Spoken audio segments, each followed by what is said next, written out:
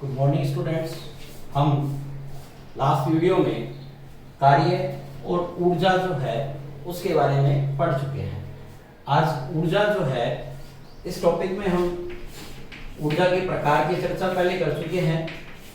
आज हम ऊर्जा में यांत्रिक ऊर्जा के बारे में पढ़ेंगे। यांत्रिक ऊर्जा, देखिए यांत्रिक ऊर्जा की परिभाषा हम पहले पढ़ चुके हैं कि यांत्रिक ऊर्जा क्या होती है। तो यांत्रिक ऊर्जा होती है कि वस्तु की स्थिति, है ना, वस्तु की स्थिति या गति के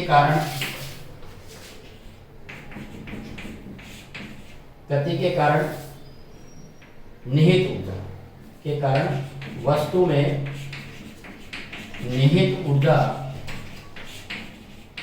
क्या कहलाती है? यांत्रिक ऊर्जा। ठीक है भाई, यांत्रिक ऊर्जा कहलाती है। देखिए यांत्रिक ऊर्जा क्या है कि वस्तु जो है उसमें स्थिति है, उसके कारण से या फिर उसकी गति के कारण उस वस्तु में जो निहित ऊर्जा है उसको हम क्या बोलते हैं? यांत्रिक ऊर्जा। इसका मतलब स्थिति के कारण जो ऊर्जा होती है उसको अपन बोलते हैं स्थितिज ऊर्जा। लास्ट वीडियो में हम इसके बारे में पढ़ चुके हैं। और गति के कारण जो ऊर्जा होती है उसे अपन बोलते हैं गतिज ऊर्जा। तो इस तरह से हम देखते हैं कि स्थितिज ऊर्जा और जो गतिज ऊर्जा है इन दोनों का योग जो होता है वो क्या कहलाता है? यांत्रिक ऊर्जा। मतलब यांत्रिक ऊर्जा क्या है? तो यांत्रिक ऊर्जा है किसी वस्तु की यांत्रिक ऊर्जा उसकी गतिज ऊर्जा और स्थितिज ऊर्जा के योग के बराबर होती है। इसका मतलब यांत्रिक ऊर्जा किसी वस्तु की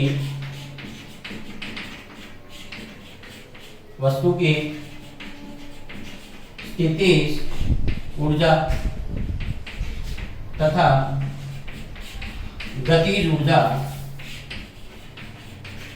के योग के बराबर है।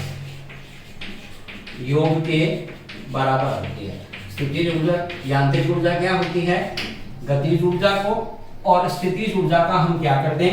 योग कर दें तो हमें उस वस्तु की कौन सी ऊर्जा का पता चल जाएगा? यांत्रिक ऊर्जा का। इसका मतलब यांत्रिक ऊर्जा किसके बराबर होती है? बराबर होती है स्थितिज ऊर्जा प्लस गतिज। समझे आप कि जब हम गतिज ऊर्जा को और स्थितिज ऊर्जा को क्या कर दें? योग कर दें, मतलब उसका प्लस कर दें तो हमें कौन सी ऊर्जा प्राप्त हो जाती है? यांत्रिक ऊर्जा जो होती है वो हमें प्राप्त हो जाती है। तो आगे हम यांत्रिक ऊर्जा को थोड़ा सा डिटेल में पढ़ेंगे। तो यहाँ यांत्रिक ऊर्जा जो है वो दो प्रकार की हो गई। वस्तु की स्थिति के कारण जो ऊर्जा है उसे अपन बोलेंगे स्थितिज ऊर्जा, और जो गति के कारण उसमें ऊर्जा है वो कहलाती है गतिज ऊर्जा। गति के कारण गतिज ऊर्जा और स्थिति के कारण जो है उस ऊर्जा को अपन क्या कहते हैं? स्थितिज ऊर्जा कहते हैं। अब देखिए हम बात करते हैं गतिज ऊर्जा। कुछ उदाहरण अपन ने पहले भी पढ़े थे। थोड़ा सा डिस्कशन जो है वो आज भी हम करेंगे कि जैसे बहती हुई हवा है, जल है, जल जैसे नदी है मान लीजिए, तो बहती हुई है, इसका मतलब वो क्या कर रही है? गति कर रही है। और इसका मतलब उस हवा में और उस जल के अंदर क्या है? एक ऊर्जा है, और उस ऊर्जा को हम कौन सी ऊर्जा कहेंगे? गतिज ऊर्जा। कौन सी ऊर्जा कहेंगे? गतिज ऊर्जा। इसी प्रकार से उड़ता हुआ हवाई जहाज है ना, या हम कह सकते हैं कि उड़ता हुआ कोई पक्षी है। तो देखिए ये भी क्या कर रहा है? गति कर रहा है। क्या कर रहा है? गति करता है। और गति कर रहा है इसका मतलब इसमें भी कौन सी ऊर्जा है? गतिज ऊर्जा है। कौन सी ऊर्जा है इसमें? गतिज ऊर्जा है। इसी तरह से कोई दौड़ता हुआ बच्चा है ना, या फिर अपन कह सकते हैं कि चलती हुई ट्रेन है, कार है या बस है। इसका मतलब ये भी सभी क्या कर रहे हैं, गति कर रहे हैं। क्या कर रहे हैं, गति कर रहे हैं। और गति कर रहे हैं इसका मतलब इसके अंदर कौन सी ऊर्जा है, गतिज ऊर्जा है। कौन सी ऊर्जा है इसके अंदर, गतिज ऊर्जा है। ठीक है ना, तो ये सब गति करते हैं, इसका मतलब इनमें कौन सी ऊर्जा है, गतिज ऊर्जा है। तो हम इस बात को समझ सकते हैं कि जो चीज गति करती है ना, उसके अंदर जो ऊर्जा होगी वो कौन सी होगी, गतिज ऊर्जा होगी। तो गतिज ऊर्जा क्या है, वस्तु की गति के कारण, वस्तु की गति के कारण उसमें का मतलब वस्तु में उसमें निहित ऊर्जा क्या कहलाती है, गतिज ऊर्जा। ठीक है भाई, दोबारा देखिए, गतिज ऊर्जा किसे कहेंगे, वस्तु की गति के कारण, किसके कारण से, वस्तु की गति के कारण से। और उसमें का मतलब हो गया वस्तु में निहित ऊर्जा जो होती है वो क्या कहलाती है, गतिज ऊर्जा कहलाती है। तो परिभाषा हमारी क्लियर है। गतिज ऊर्जा हम किसे कहेंगे, वस्तु की गति के कारण जो उसमें ऊर्जा होगी वो क्या कहलाएगी, गतिज ऊर्जा कहलाती है। ठीक है भाई, गतिज ऊर्जा का हम मापन करना चाहें तो भाई हम गतिज ऊर्जा को क्या करना चाहते हैं, मापना चाहते हैं। तो ऐसी स्थिति के अंदर उसका मापन कैसे करेंगे, तो इसको मापने का तरीका क्या है, मापना हो मान लीजिए इसको गतिज ऊर्जा का हम क्या करते हैं, मापना या उसका मापन करना। तो मापन करने का तो तरीका सीधा सा है कि वस्तु कोई गति कर रही है, ठीक है, तो इसका मतलब वो गतिमान है। क्या है वो, गतिमान है, या हम कह सकते हैं कि वस्तु क्या है, गतिशील है। और उस गतिशील वस्तु को हम क्या करना चाहते हैं, स्थिर बनाना चाहते हैं। क्या बनाना चाहते हैं, स्थिर बनाना चाहते हैं, मतलब उसको रोकना चाहते हैं। तो गतिशील वस्तु है, जो गतिमान वस्तु है, उसको आप क्या बनाना चाहते हैं, स्थिर बनाना चाहते हैं। और इसको स्थिर बनाने के लिए हम क्या करेंगे क्या करेंगे, कार्य करेंगे। तो हमारे द्वारा जो किया गया कार्य जो है वो क्या है, गतिज ऊर्जा।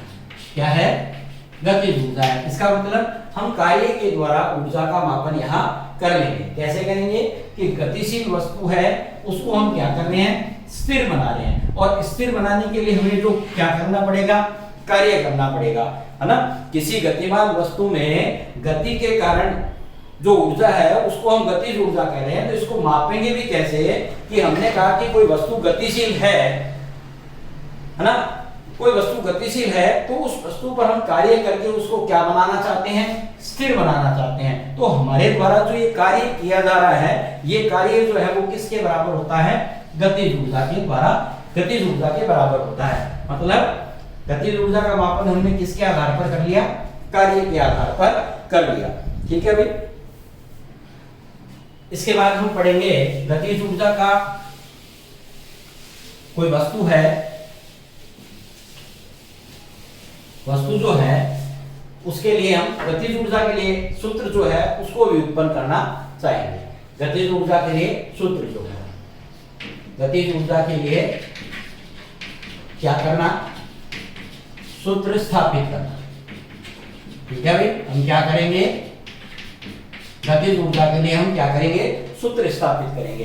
तो इसके लिए अपन कह रहे हैं कि मान लीजिए कि ये कोई एक वस्तु है, ये कोई m द्रव्यमान है इस वस्तु का, और मान लीजिए कि इसका प्रारंभिक वेग कितना है, प्रारंभिक वेग जो है वो क्या है इसका, u।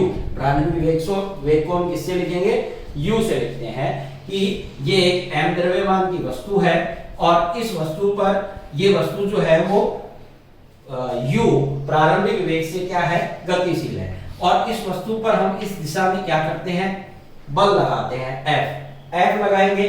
तो हमें पता है कि बल लगाने पर बल की दिशा में क्या होगा, वस्तु में विस्थापन होगा, मतलब वस्तु कुछ दूरी तय करेगी। तो यहाँ पर क्या हो रहा है, विस्थापन हो रहा है, और इस तय की गई दूरी या विस्थापन को अपन क्या कहेंगे, यहाँ पर s, क्या कहेंगे, s। और वस्तु इस A स्थिति से जो है वो गति करके m द्रव्यमान की वस्तु जो है वो स्थिति B के ऊपर आ जाती है।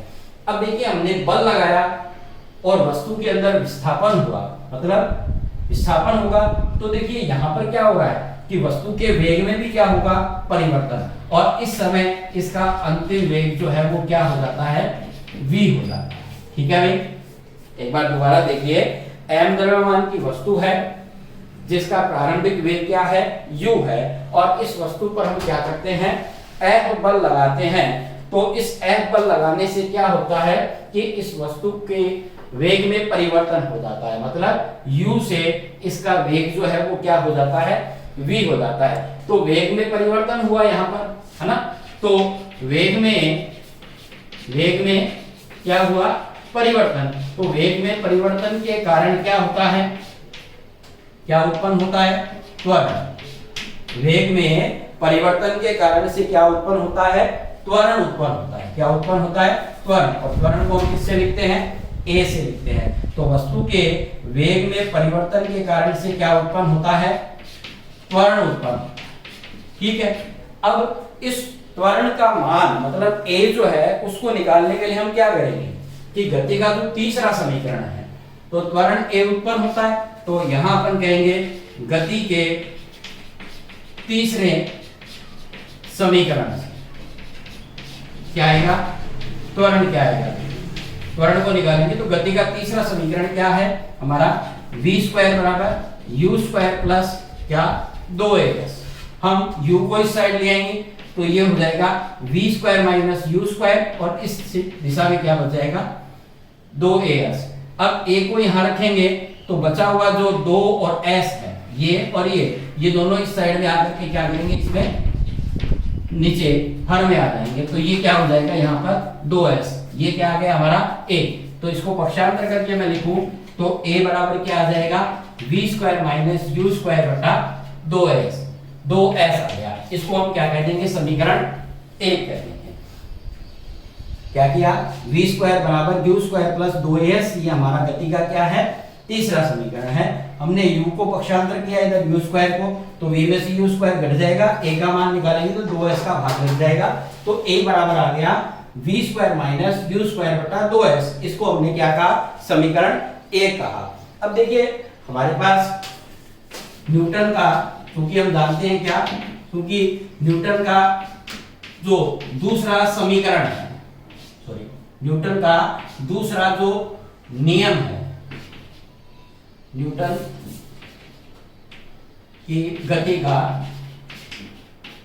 दूसरा समीकरण, ठीक है। तो गति का दूसरा समीकरण क्या होता है, F बराबर ma होता है। क्या होता है, F बराबर ma। ये गति के जो नियम है, गति का दूसरा नियम, ठीक है ना। इस नियम का ये क्या है, गणितीय रूप है। न्यूटन की गति का जो दूसरा नियम है उसका गणितीय रूप क्या है, F बराबर क्या होता है, ma। यहां से हम क्या करेंगे, इस a का मान समीकरण 2 में रखेंगे।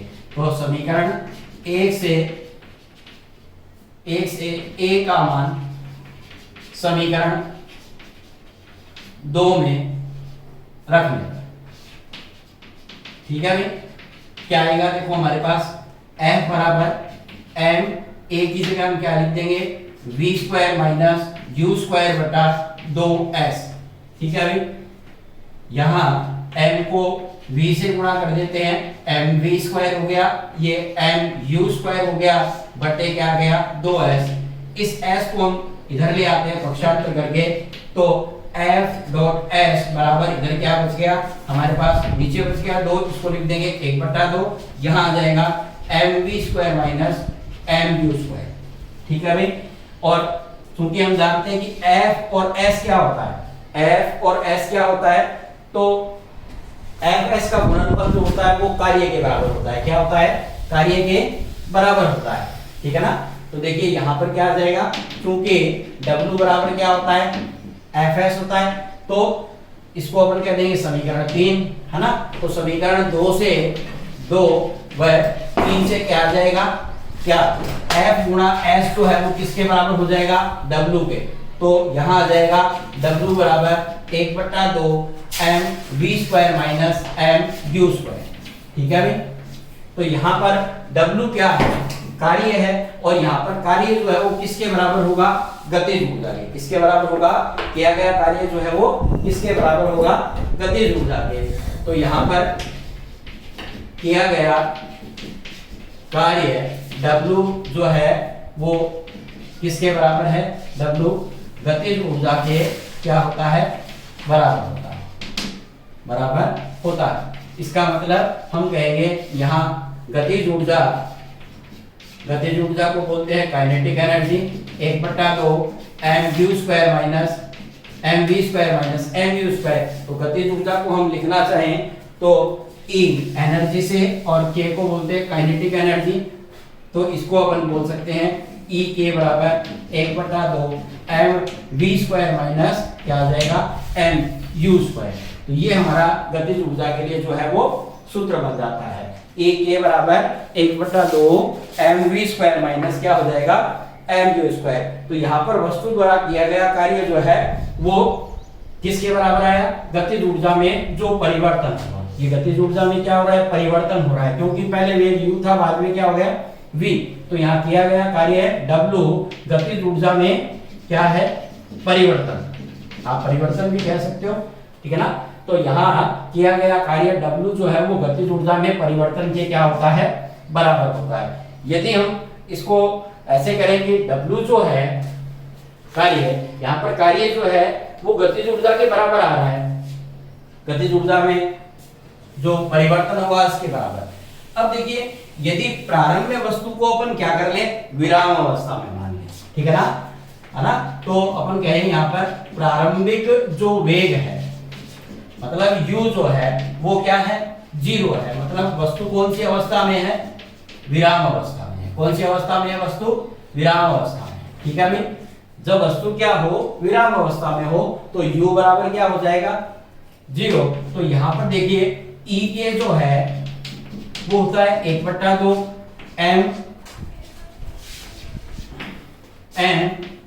mv² माइनस mu² है। और यहाँ यदि मैं u की जगह 0 कर दूं तो m गुणा 0 का स्क्वायर, तो ये पूरा पद क्या हो जाएगा? 0। ऐसी स्थिति में यहाँ क्या बच जाएगा? mv²। तो यहाँ ऐसी स्थिति के अंदर गतिज ऊर्जा जो है वो किसके बराबर हो जाएगी? 1/2 mv² के। जब प्रारंभिक वेग क्या हो? 0 होता है, मतलब हम कहते हैं कि वस्तु कौन सी अवस्था में हो? विराम अवस्था में हो। तो ऐसी स्थिति के अंदर जो u का मान 0 करने पर जो इसकी प्रारंभिक गतिज ऊर्जा है वो क्या हो जाएगी? 0। तो ऊर्जा जो किया गया कार्य है वो किसके बराबर हो जाएगा? 1/2 mv² के बराबर जो है वो हो जाएगा, ठीक है भाई। इसके बाद यदि तो आप ये भी तो कह सकते हैं यहाँ पर कि m द्रव्यमान की वस्तु है, m द्रव्यमान की वस्तु का द्रव्यमान कितना है? m है, और वो एक समान वेग v, एक समान वेग v से क्या है? एक समान वेग v से क्या है? गतिमान है। क्या है? गतिमान या गतिशील है, ठीक है ना। एक m द्रव्यमान की वस्तु समान वेग v से क्या है? गतिशील है, तो उसकी गतिज ऊर्जा कितनी होगी, है ना। तो उसकी गतिज ऊर्जा, तो उस वस्तु की क्या? गतिज ऊर्जा तो कितनी हो जाएगी? E के बराबर 1/2 क्या? mv²। क्योंकि देखिए समान वेग v से गतिशील है, तो उसको अपन क्या बोलेंगे यहाँ पर? E के बराबर 1/2 mv²। अब देखिए गतिज ऊर्जा जो है वो किस किस चीज पर निर्भर करती है ना। गतिज ऊर्जा जो है वो किस किस बात पर निर्भर करती है? तो देखिए गतिज ऊर्जा के बारे में हम कह सकते हैं, एक तो गतिज ऊर्जा जो है, गतिज ऊर्जा ये कैसी होती है? हमेशा धनात्मक होती है। कैसी होती है? हमेशा या सदैव इसका मान कैसा होता है? धनात्मक होता है। गतिज ऊर्जा जो होती है उसका मान हमेशा कैसा होता है? सदैव धनात्मक होता है। दूसरी बात अपन कहें तो गतिज ऊर्जा जो है वो किस पर निर्भर करती है? तो देखिए गतिज ऊर्जा वस्तु के द्रव्यमान को किससे लिखेंगे? m से। तो m पर क्या करती है? निर्भर करती है। m पर क्या करती है? ये निर्भर करती हैं।